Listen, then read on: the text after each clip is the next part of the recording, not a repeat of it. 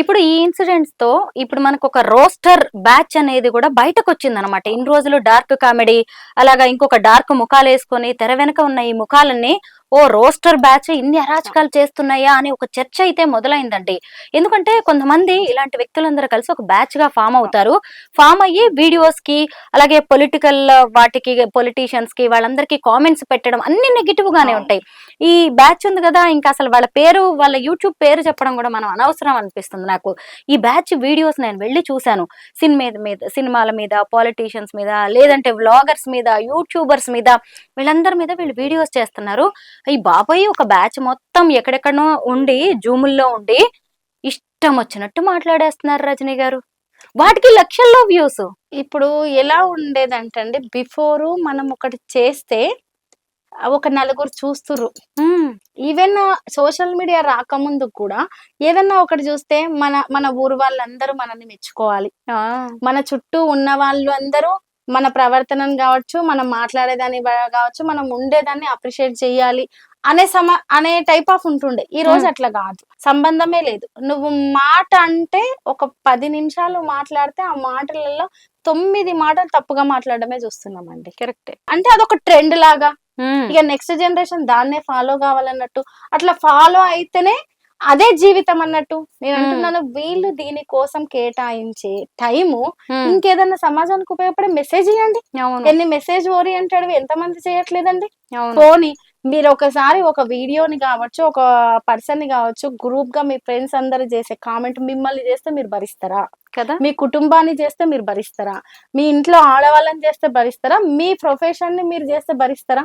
ఈ రోజు ఒకే ఒక్క సంఘటన నువ్వు చేసింది తప్పు అని అందరూ మాట్లాడుతుంటే అంత బాధపడుతున్నారు. అక్కడ కూడా కుటుంబం బాధపడుతుంటది. పైగా ఏం చెప్పాడో తెలుసా, నేను తప్పయి ఉండొచ్చేమో కానీ నా పేరెంటింగ్ తప్పు కాదు అని చెప్పాడు. మరి అందరూ అంతే కదండి, అందరు కుటుంబాలు ఒకటి ఇక్కడ కూడా సరే, ఆ అబ్బాయి చేసిన దానికి కుటుంబం బాధపడుతుండొచ్చు, నిజమే. ఆ బాధ మాకు కూడా ఉంది. అరే నువ్వు చేసిన దానికి మొత్తం ఇంట్లో వాళ్ళను కూడా అనిపించేయలేకపోతే అటువంటి పరిస్థితి వచ్చింది కదా అని. కానీ నువ్వు ఒకటి చేసే ముందు ఫస్ట్ నీ కుటుంబము, వాళ్ళ పెంపకము, వాళ్ళ ప్రవర్తన అనేదే నిన్ను చూస్తారు.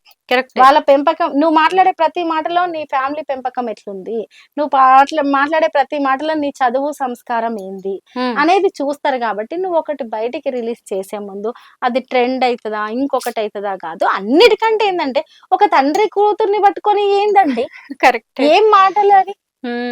అసలు అట్లా ఆలోచన ఎట్లా వస్తుంది? అసలు ఎవరికన్నా వస్తుందా? అది చూసినా వస్తుందా కనీసం మనకు అటువంటి ఆలోచన? అవునండి. ఒకవేళ పొరపాటున ఎక్కడన్నా సమాజంలో అడపదడప 1-2 సంఘటనలు, ఏదైనా జరిగిన సంఘటనలు ఉన్నా కూడా మనకు వాళ్ళ మీద విపరీతమైన కోపం వస్తుంది. అవి జరగొద్దు, రేపు భవిష్యత్తులో సమాజంలో అటువంటివి జరగొద్దు అనిపిస్తది.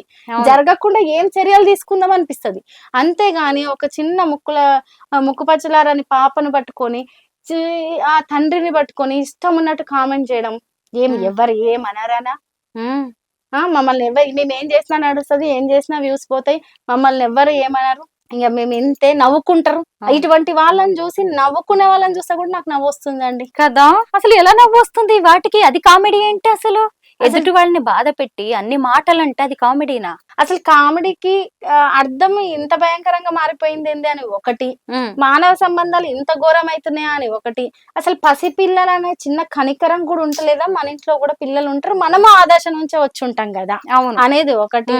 అసలు తల్లికి కొడుకుకి, తండ్రికి కూతురికి, అన్నకు చెల్లెలికి, ఏ అనుబంధానికైనా విలువలు ఉంచుతున్నారా సమాజంలో అనేది మా కామన్ గా చిన్న పాప కావచ్చు, ఉమెన్ కావచ్చు, 50-60 ఇయర్స్ దాటిన వృద్ధురాళ్ళు, ఆ ఏజ్ గ్రూప్ వాళ్ళు కావచ్చు, ఇంకెవరైనా కామెంట్ చేయడము, ఏదో ఒకటి అనడము, లేదు వాళ్ళను ఒక రకంగా ఫిజికల్ గా కామెంట్ చేయడము, ఇదేనా సమాజం నేర్పిస్తున్నది? లేదు, భవిష్యత్తు సమాజానికి నేర్పిస్తున్నది.